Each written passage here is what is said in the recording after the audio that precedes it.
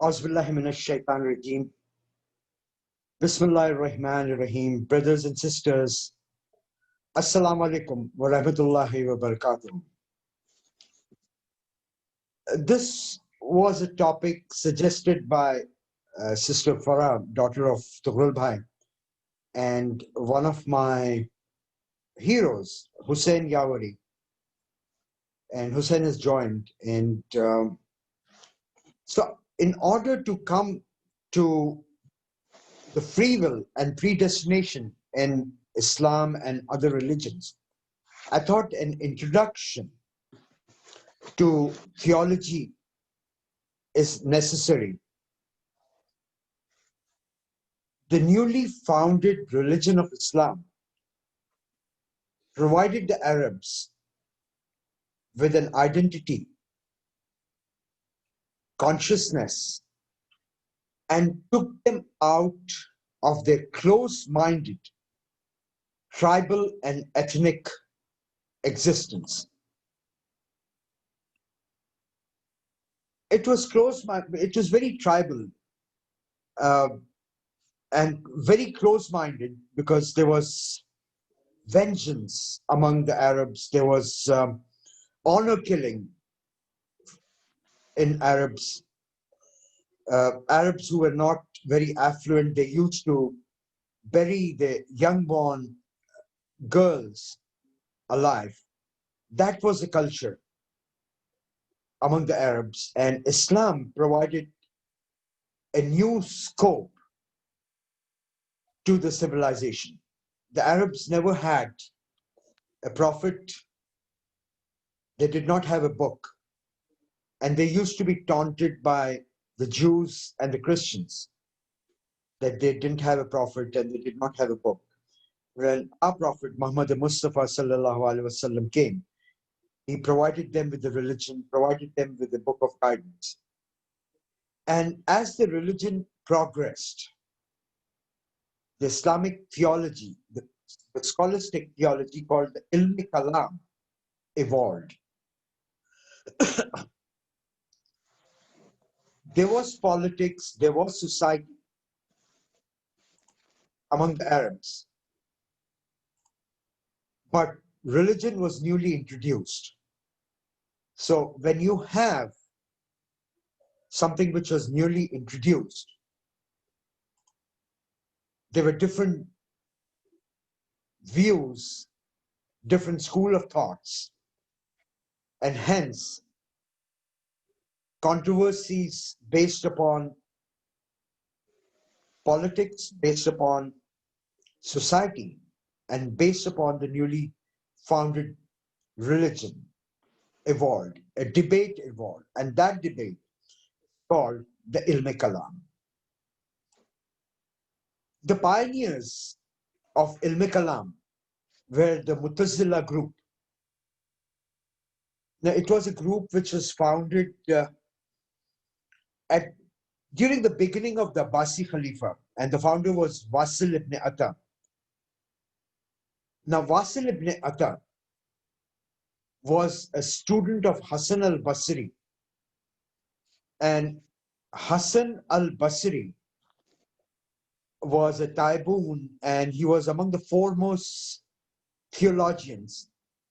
And in fact, when he was born to a maid of Ummul Mu'mineen, Salama, and when he was born, his mother took him to Hazrat Umar, who was the Khalifa Waqt. And Hazrat Umar had blessed Hassan ibn Basri, and he had forecasted that he would be one of the great theologians, and so happened. And Wasil ibn Atta was his student. And later he broke away from him and formed his group, the Mu'tazila group. The group flourished at the time of Khalifa Mamun and Muttasim, and it became a state doctrine of that empire. Ilm Kalam was based upon rationality. It was a debate characterized by rationality.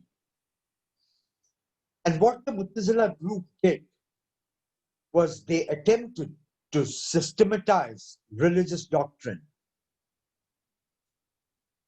into a rational scheme of things. Obviously, they affirmed Allah subhanahu wa ta'ala's absolute unity and absolute justice. But they had a quest for reason, for everything. And so the mainstream conservatives, they sidelined them. They didn't fall in line with the mainstream conservatives. However, the Mu'tazila defended the arguments using Quranic verses. So, at that time, there were four main arguments. The first one was anthropomorphism. Second was the created, uncreatedness of the Quran. The third was essence and attributes of Allah subhanahu wa ta'ala. And the fourth was free will versus predestination. Anthropomorphism is an attribution of human traits, emotions, or intentions to non-human entities. Like Allah subhanahu wa ta'ala is a non-human entity. But in the Quran, it's mentioned Allah's hand, Allah's finger, Allah sitting on his throne, Allah's shin. They all mentioned in the Quran, but definitely it doesn't make Allah a human being. And it is very clearly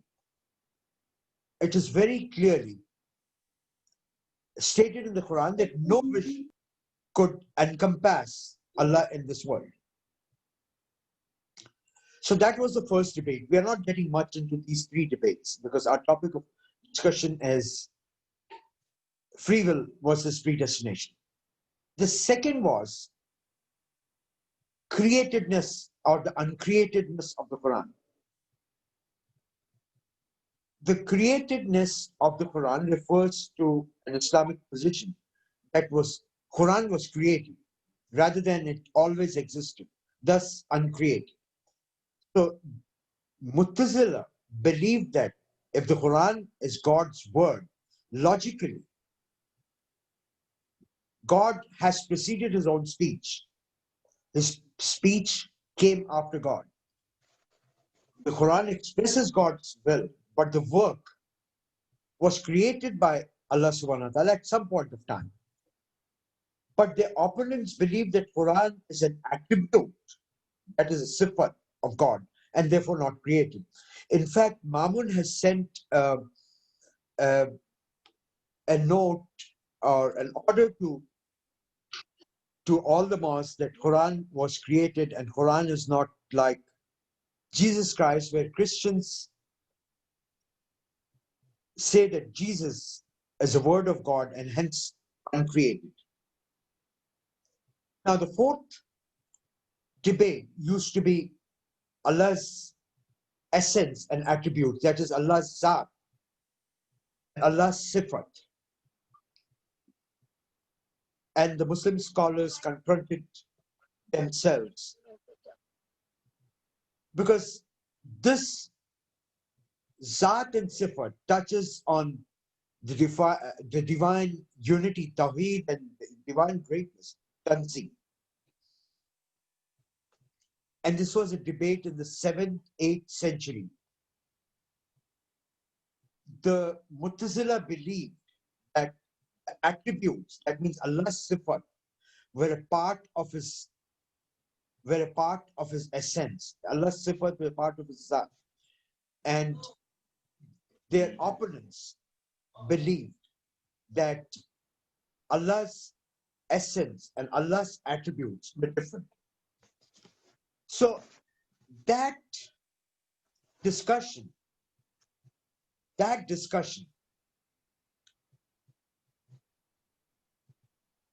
led to the tafsir, the hermeneutics, uh,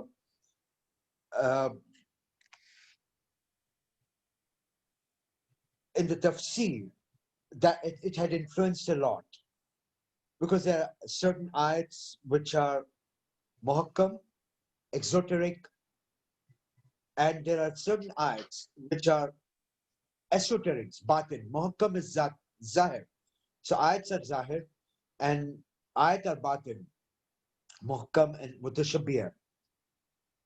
Where mutashabbih, ayats where there's hidden meaning there, and Allah subhanahu wa ta'ala has used a lot of metaphors in many ayats. Now, let's come to the main topic of today's discussion: free will versus predestination. Now, all of you know, everyone sitting over here know the politics going on in India right now. How BJP has totally taken over with support of RSS and using the Hindu theology. And politicians over periods of time have used this.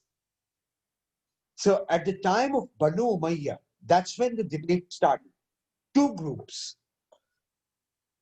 had started. That was the beginning. The Mutazilas came at the time of Banu Abbas, but the debate had started.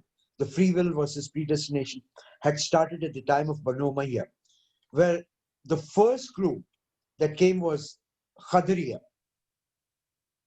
Even though the name is Khadriya, means Qadr means destiny, but the name is a misnomer because the Khadriya group believed in free will.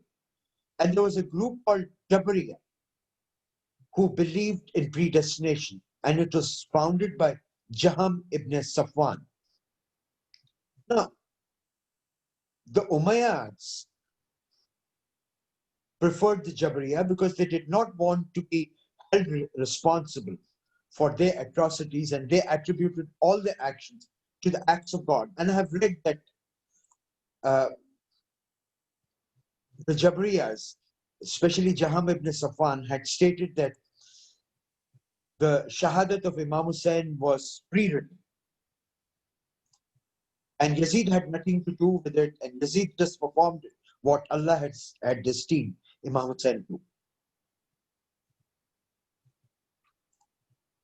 And later on, when the group of the Mu'tazilas evolved in Banu Abbas era, there was a rivalry between the traditionalists and the Mu'tazilas, and two of the Khalifas, Mamun and Muttasim. By the way, Mamun was responsible for Baitul Hikmah and the House of Wisdom. It was a movement when a lot of translations of the Greek philosophy had taken place, and that was the movement when really the Islamic philosophy and the Islamic science started to flourish. So the main rival of Mu'tazilas was Ahmad ibn Hanbal, who was prosecuted by Abbasi Khalifas, and he was tortured. He was put into jail for about 18 years, and they had physically tortured him for several years. And that's when the traditionalist movement grew. And at that time, it is reported that in his funeral, there were 150,000 people attending the funeral of Ahmad ibn Hanbal. So the traditionalist movement had grown very popular, and after the death of Mamun and Muttasim, when Mutawakkil became the Khalifa, and as a politician, he just changed. Now, the rationalists, the Mu'tazilas, had fallen out of his favor, and he started favoring the traditionalists.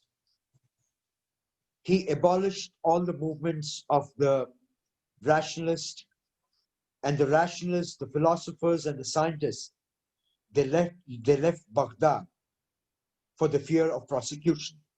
And then the traditionalists took over. So that was a brief history of the debate about ilm kalam. Now, let's see what Quran says about free will and predestination.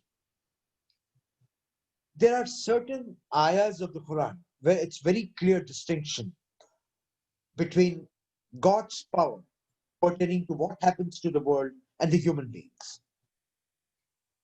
And then there are verses about God's power or actions of human beings. Please try to understand. One is God's power pertains to what happens to this world, what happens to the human beings. And the other verses about God's power or actions of human beings. Now, regarding God's power or what happens to the world and the human beings, the verses, the ayats, the verses are very clear. Allah subhanahu wa ta'ala has the kingdom of heavens and the earth. He gave life, He gave death. He has power of all things.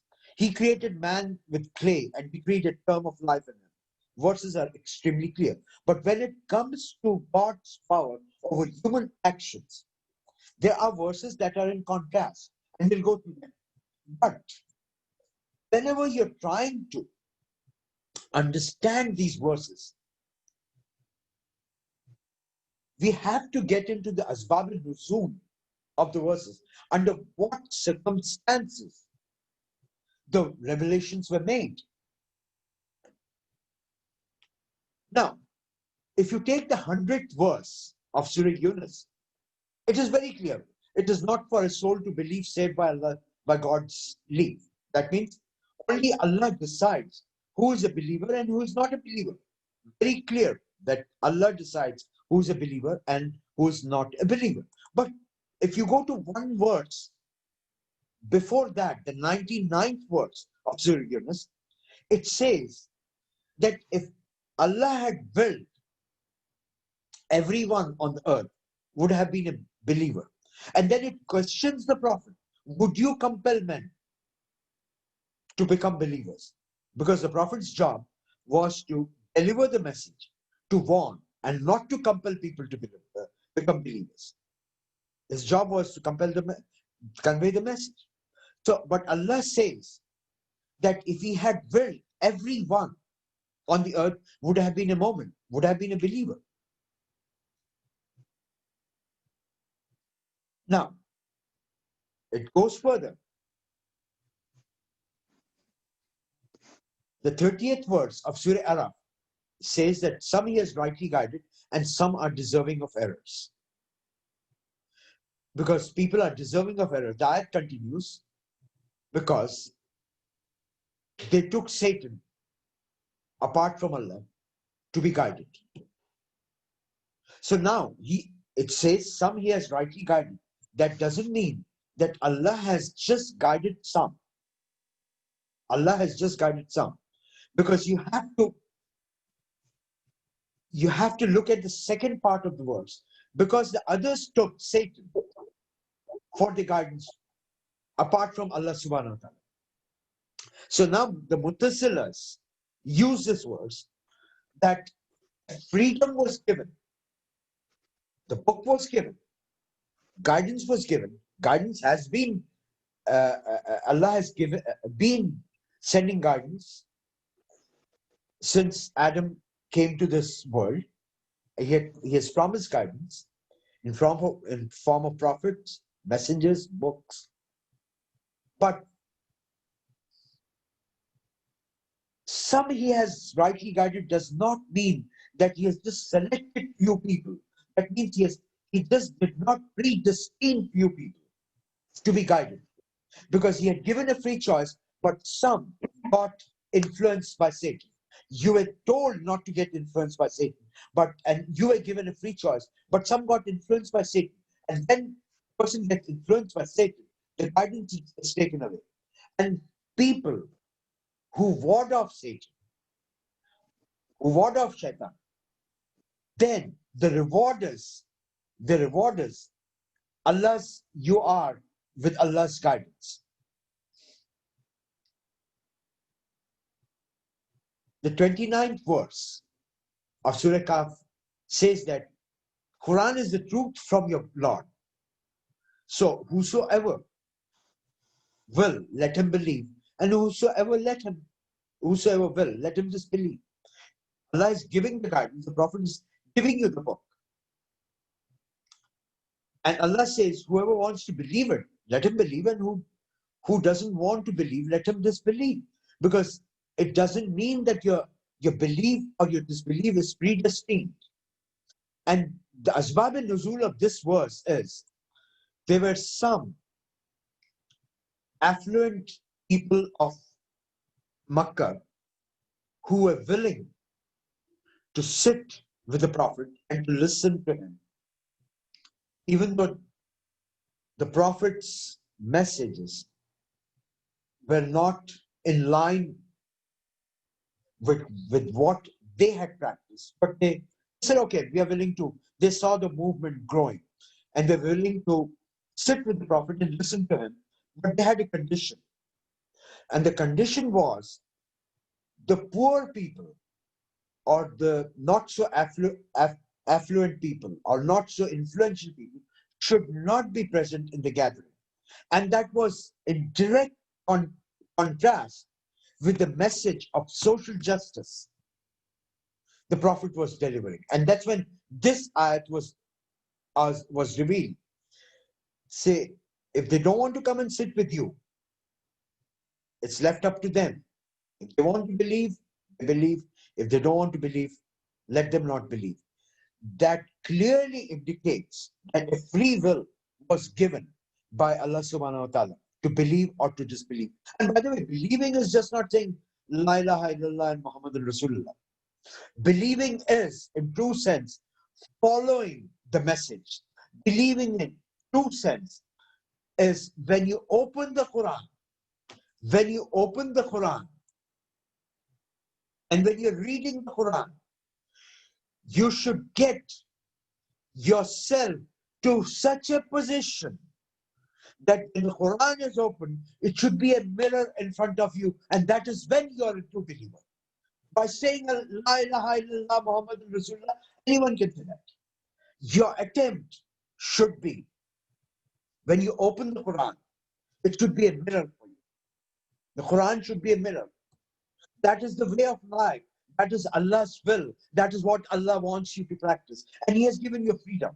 Whether you want to follow the Quran or you don't want to follow the Quran.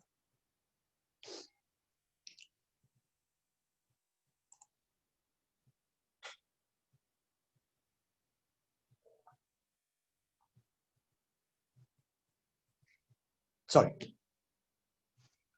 And the 82nd verse of Surah Taha says, and surely I am most forgiving towards one who repents and believes and works righteousness, and thereafter he is rightly guided.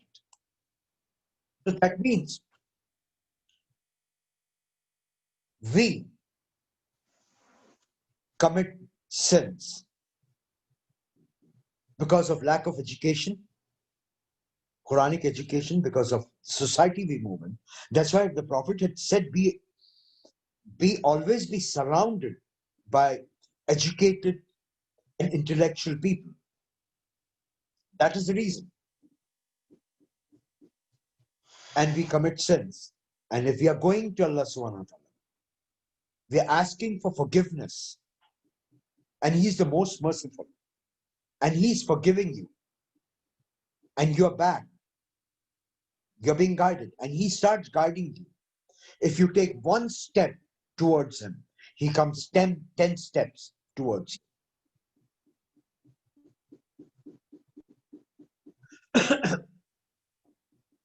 And those who do not believe in the signs, He doesn't guide them.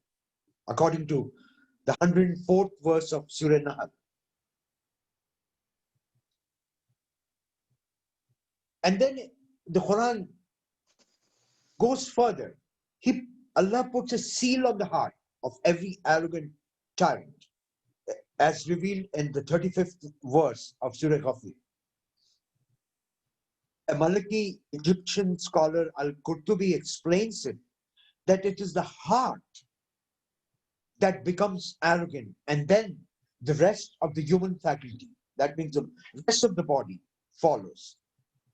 And he quotes a prophetic hadith. The Prophet had said, in the body there's a lump of flesh. When that lump of flesh is sound, the rest of the body is sound.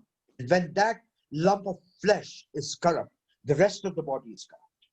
And verily, that lump of flesh is the heart. And there are the word heart has been used several times in the Quran. Heart, where your knowledge comes. Heart, where your faith comes. Heart, where your intellect comes. It's the most important part of your body.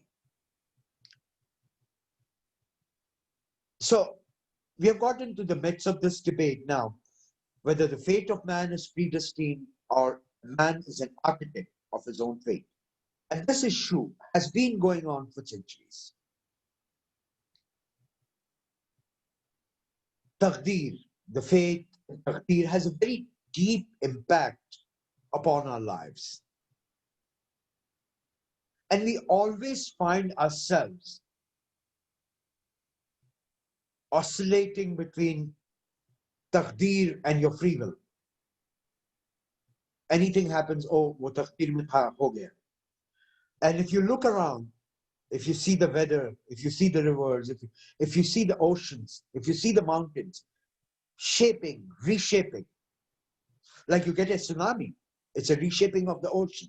It's not in your hands, it's beyond your control. You're powerless, you're helpless. You see a hurricane, you're helpless. But on the other hand, there are so many things in which man finds himself quite empowered. Look at the 20th century and the beginning of the 21st century, the marvelous achievements of man, despite all our odds. I find it very difficult to believe that Allah has created man as a mere puppet in the hands of the mighty nature. And we have discussed in the last debate we had about humanism. We have discussed a lot, and it's there on the YouTube about humanism in Islam. The first principle which Islam lays down in regard to taqdeer is that man is neither completely the master of his fate, nor is he bound to the blind law of predestination. You can stand on one foot, but you will not be able to leave your both feet and stand.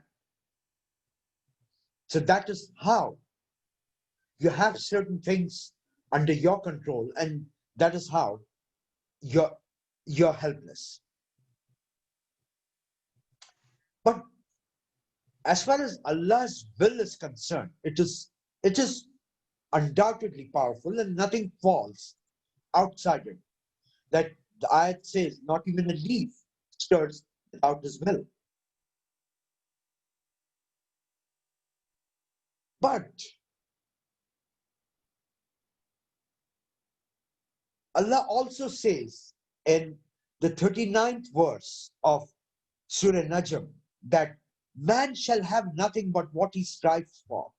Or the 53rd verse of Surah Anfal, that Allah never changes a blessing by which He blesses the people until they change what is in themselves.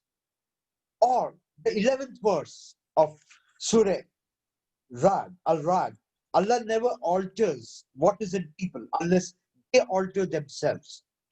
And if I'm a lazy person, if I'm getting up at 12 o'clock afternoon or 2 o'clock, I'm lazy. What has Allah got to do with that? He has given you, He has told you in the Quran that He has created the night for your rest and your day for your work. But if you are sleeping till 12 o'clock, you're a lazy person. And you cannot alter yourself. You cannot alter your habits. unless you want to do that. And Allah is not going to help you in that.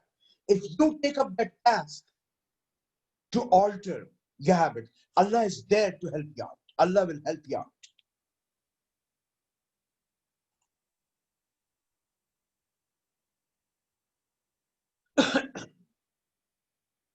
Now, please bear in mind that the word taqdeer used in the Quran does not simply signify something predestined. It implies a measure or the potentialities or the possibilities which Allah created for man and all things of nature. Taqdeer is the potentialities, the possibilities Allah has given you. Destiny implies the inward reach of things, like it is demonstrated in the second verse of Surah Furqan, that God created everything and measured it out with due measure. The idea of destiny, as we find in the Hadith, that the Prophet had revealed to us that Allah wrote the decrees regarding the created world 50,000 years before He created the heavens and the earth. But that does not in any way mean that He created a block of universe, finished it off, gave it a formula of nature, and just presented it. No, the idea is of taqdeer is the creation of the universe is not accidental. That's what taqdeer means. Taqdeer means the universe, the creation of the universe was not accidental. It was pre-planned. It was preconceived. It is according to a great design by the greatest designer. There's no element of a chance in the creation of the universe. Everything is well set and well planned. Allah has foreknowledge of everything that He created. The events unfold themselves according to it, but that does not in any way imply that the human beings are deprived of the freedom of action. Please don't interpret the foreknowledge of Allah subhanahu wa ta'ala as a predestination. Because if you're doing that, then that means Allah has created a storehouse of ready-made events. And you have this glass, the sand clocks, everything dripping like this. So each one by one, the events are dripping. No, that's not what Allah intended. And Allama Iqbal, in his, Allama had 6 of his lectures in 1930 or 39. They have been published, Reconstruction of Religious Thought in Islam. He had 6 lectures in Hyderabad and Madras, which is Chennai, and Aligarh. And he had, in those lectures, shed a light over this problem of free will and predestination. And he says that divine knowledge must be conceived as a living creature to which objects that appears to exist in their own rights are organically related. By conceiving God's knowledge as a kind of reflecting mirror, we no doubt save His foreknowledge of future events. But it is obvious that we do so at the expense of His freedom. The future certainly pre-exists in the organic whole of God's creative life, but it pre-exists as an open possibility, not as a fixed order of events with definite outlines.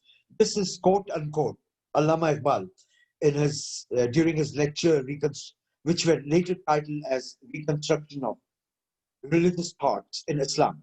Now, what Allama meant was, like in Surah Nisa, and it's there in several verses. I have recorded it somewhere. I'm sorry I didn't practice for this lecture there, but in several verses, it is stated that whoever is on the right path, Allah guides, and whoever is on the evil path, influenced by the Satan, Allah misleads the person. And what here Allah meant was, whatever good befalls, because it's written in the 79th verse of Surah An-Nisa, whatever good befalls on you, it is from your Lord. And whatever evil befalls from you, it is from you. That means Allah in His design had good intentions for everyone. He had, your predestination is good for you, provided you follow His guidance. The predestination of Adam was very good, but Allah had warned him not to listen to Shaitan. And what did and Adam had a free will. And what did Adam do? What did Adam do? Adam got swayed by Shaitan. Allah had given a beautiful life in the heaven to Adam and Eve, but Allah had warned him. Now, in order to explain, let's take a very big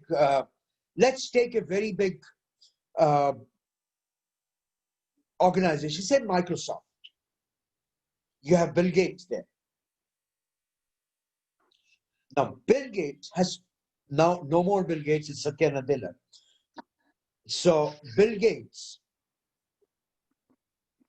had planned everything regarding Microsoft. And Bill Gates has assigned work to all his employees.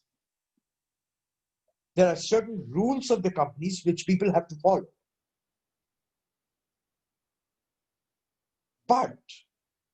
And the intention of the CEO is good. But there are some people who are not going to follow because they are not completely monitored. They are not completely monitored and they're not going to follow.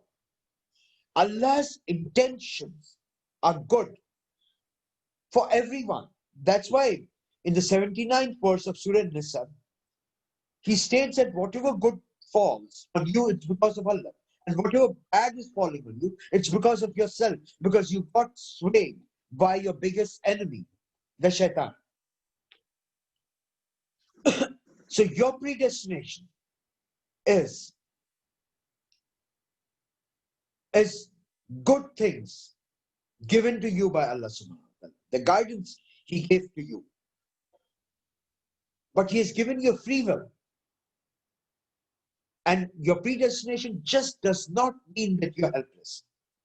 Rather, it means cooperation with Allah subhanahu wa ta'ala. Rather, your predestination means studying His will and getting ourselves, aligning ourselves to His will, to what He has planned for us. Destiny, as our religion conceives, it is not fatal to the freedom of our conduct. In fact, it's a source of inspiration. It's a source for encouragement, and it opens up vast fields for human activities. He has given you tremendous potentials. He has given you natural resources, tremendous. It is our task to reach our potentialities. When Adam was created, when this earth was created, the concept of an aeroplane was there, the concept of a cell phone was there, the concept, all what you're seeing at this in 21st century, it was all there. The potential was all there. But we reached, after so many years of research, after so many years of hard work, that is the marvel of human achievement and with the free will.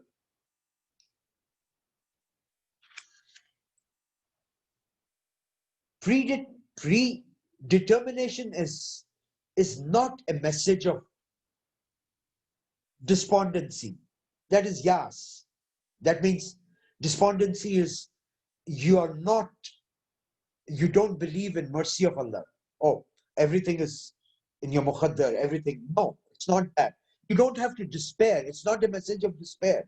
Qunut, it's not a message of despair. That means you don't.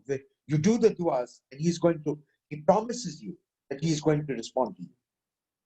But predetermination as taqdeer, as written in the Quran, is a source of comfort and inspiration. And it's got a powerful meaning of which is invoking a sense of piety in you, humility in you, and your self-surrender. Your self-surrender to the will of God.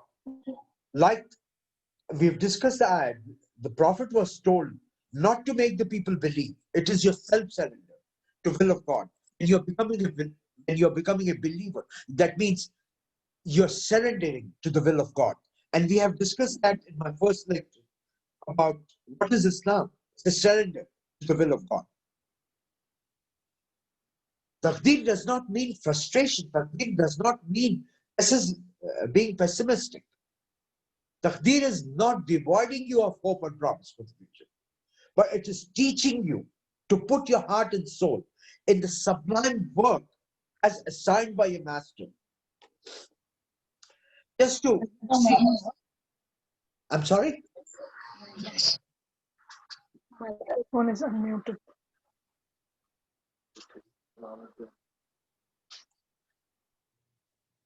I'm sorry, I got disturbed. Someone had not muted. So, taqdeer does not mean that. Your submission to Allah subhanahu wa ta'ala is your free will. You're given the guidance. You have been given prophets. You have given messengers. And we are the most lucky to guess the most beloved prophet of Allah subhanahu wa ta'ala. The best message of Allah subhanahu wa ta'ala. And a free will that we surrender to. And that's what Islam calls for.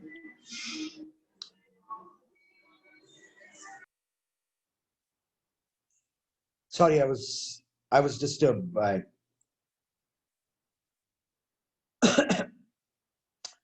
So I'm trying to wrap it up.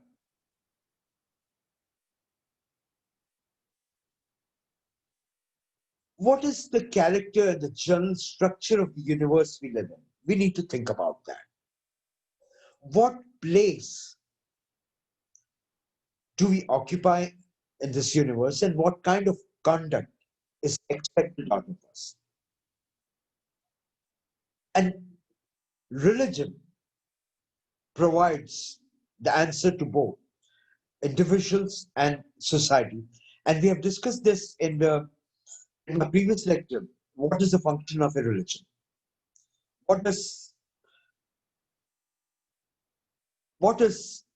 How religion is guiding you, how the book is guiding you to conduct yourself. Because I have a book, it's called Greater Sins. Allama Dastagir Dastaghaib Shirazi, based upon the Quran and Hadith. He has listed the top 100 sins, and he has ranked them. And the first 4 sins are between Allah and his creatures, us. Only 4 sins. First is shirk. That sin will not be forgiven. Then Yas, not believing in Allah's mercy. Then Qunut, despondency, not believing in du'as. And fourth, you're not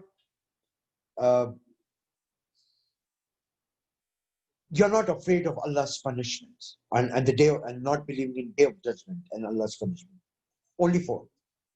Rest of the sins, 96 sins, are based upon your conduct in this world. Your interaction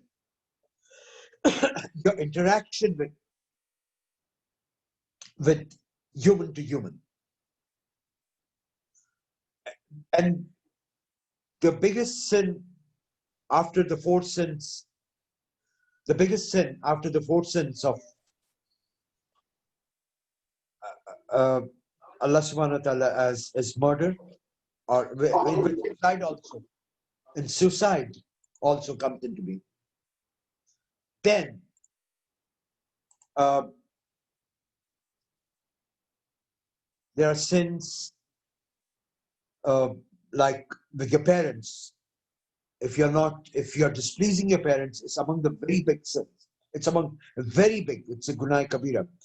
So, and all the sins are based upon your conduct in this world, and that's fine.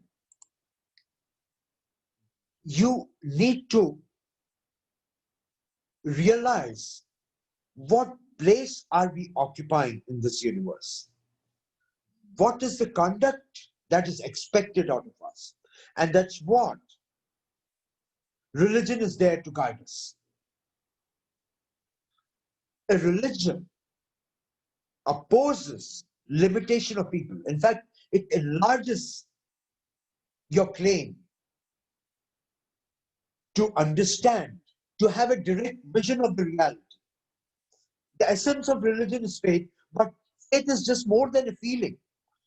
It is faith is the recognition of the truth.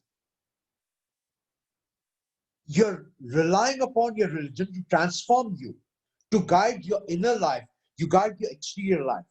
Your inner life is your spiritual life, and your exterior life is how you conduct with each other in this world.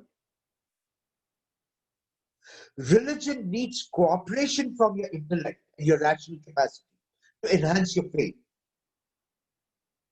your aqidah. If you're rationalizing your faith, if you're using your intellect to enhance your aqidah, it does not mean superiority of your intellect over religion and revelation. Rationality and your intellect is just complementing religion, and is complementing the revelation, the Quran. The more you enhance your intellectual capacity and your capacity to rationalize, the better is your understanding of your religion. And Quran is not how these literalists interpret. No, Quran is not like that. Quran is calling you over and over again. Think, rationalize, ponder. Do they not think? Do they not rationalize? And all this literalists is getting so bad name to the religion when they take.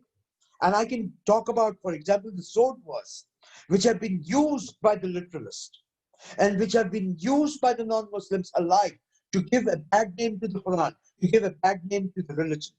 So unless you're using your intellect, unless you're rationalizing it, you're not understanding it. And Quran is calling you to do that. Do they not think? Do they not rationalize? Do they not ponder? The words have been used 200, 300 times in the Quran. I've got the list of ayats where these words have been used. So, if you're just taking the literal meaning of the Quran, that's a very uneducated way of doing it. That is a very, very, you know, it's not a wise way of reading your Quran. The Quran has to be and one of the ways of interpreting the Quran is to interpret the Quran with another ayah. There's a link between the verses. Like just now, I was telling you the 100th verse of Surah Yunus. If you're reading that, that means only Allah decides who is the believer and who is not a believer. And if you go back just one verse before, the 99th verse of the Quran, it's something different. So why don't you interpret the 100th verse of Surah Yunus with reference to the 99th verse of Surah Yunus for you to get a proper meaning of the Quran. And what had happened in the formative years of Islam, at the time of the Abbasi, when there was a lot of translation in Baitul Hikmah, the House of Freedom, that was what Mamun had instituted. The Greek logic was translated. The Greek books were translated. And the logic of the Greek was used to understand the Quran. But the Muttazilas, who had become very powerful, the rationalists, they started conceiving as a religion, as a mere body of doctrines, without giving importance to reality. They reduce religion to a mere system of logical concepts. Now, in all my detailed reading of the Quran, cover to cover, I make a lot of notes, and I've got, being a mathematician, I try to give numbers to things, and about 6,600 verses of the Quran. Out of that, only 10% of the verses deal with fiqh, and the remaining verses are taking you into spirituality, into philosophy, into understanding the reality. And you have been time and again asked to use your intellect. The term intellect has been used so many times in the Quran. But what the Mu'tazila did, when they became very powerful, then that corruption started. And they just reduced religion to a mere system of logical concepts. And they made rationality above revelation. And on the other hand, the traditionalists and the orthodox, they relied upon dogmas without implying logic to reject some of the dogmas which are very harmful to the ummah. Like the sword verse, which is very harmful unless you understand why the sword verse was revealed. You have to get into Sulh Hudaybiyah and understand the asbab al-nuzul, not just take and kill the infidel wherever you find them. And that's what that gives a bad name to the book and a bad name to the Muslims. Always please remember that the main purpose of the Quran is just not to awaken human consciousness towards God, but towards your fellow being, fellow human being, towards the society and towards the universe. And you have to, it is a requirement of the Quran to use your intellect. The Prophet had said, be surrounded by intellectual people and people of knowledge. Thank you very much. Assalamu alaikum.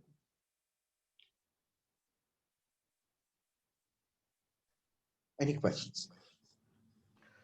Assalamu alaikum. Wa alaikum salam. Can you hear me? Yes. Okay. Yeah, the topic of Qismat or predetermination is a very complicated topic, and it has been misunderstood. And Mahdi has really done a very good job in explaining it. And I know it's not easy to explain because many people have this pre-notion or predetermined thought about it. I just want to add to what Mahdi said is God in Quran never said that I made you guys like a robot. Like, you know, you will only act as I program you. He gave us free will. But sometimes we mix Qismat with what God knows. God never said, I predetermine you. God said, I know what you're going to do. So that's really, we have to understand that. So let me give you an example. I have two kids. I know one kid loves candies. And I leave candies on the table and I said, please don't touch it.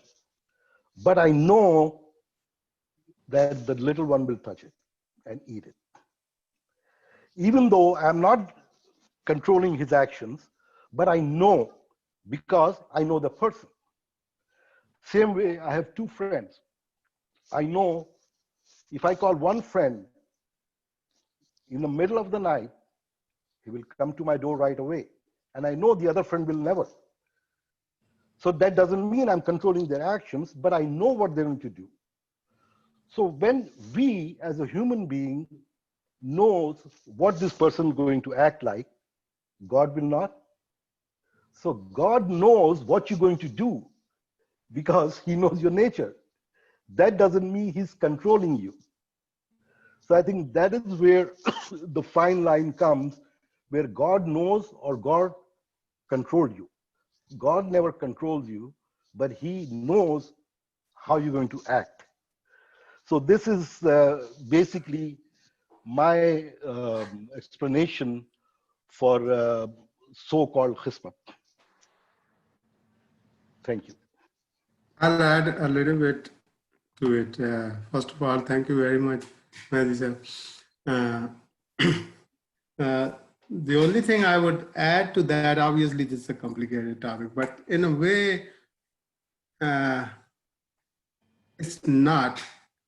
And the example that I would bring in is that when I studied a little bit of quantum mechanics, one of the thing in quantum mechanics is that the quantum objects, they behave randomly, but once you explore them and once an observer finds them, then they behave the way the observer wants them to behave.